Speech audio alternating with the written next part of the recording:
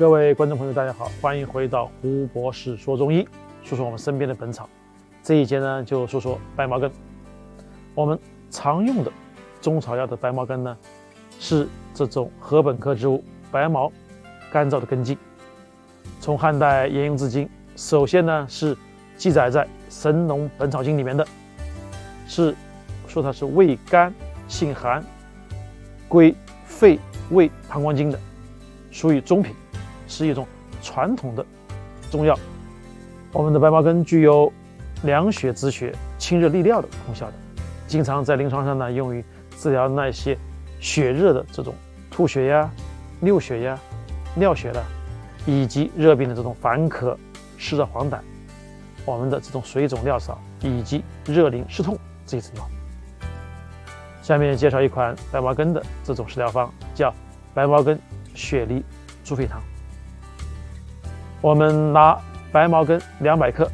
雪梨4个，以及猪肺，我们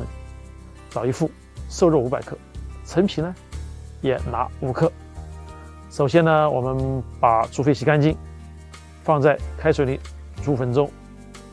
然后呢，把雪梨切成块，白茅根呢切成段，陈皮呢首先用水给它浸软以后，我们把这些中药的这些调料呢洗一洗，放在汤包里面，先用大火烧开以后，然后我们跟猪肺在一块煲2小时就可以了。白茅根呢具有凉血止血、清热生津、利尿通淋的效果，而我们的雪梨呢是味甘性寒，具有生津润燥、清热化痰的效果，特别适合于秋天去使用的。猪肺本身它是味甘性平的，可以补肺虚、治咳嗽，所以我们这一款汤呢具有清热生津、化痰止咳的功效的，特别适合于在秋天的时候出现秋燥、出现咳嗽啊、流鼻血啊这些人去服用的。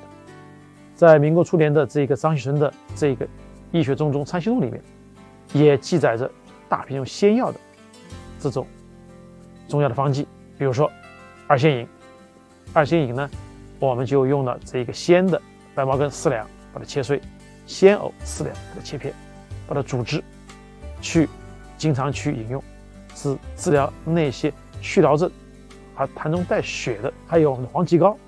就是以生的黄芪、生的石膏、鲜的白茅根、甘草啊、生山药啊以及蜂蜜组成的，对那些治肺痨以及感受风寒以后的这种咳嗽，这种病人是有很大帮助的。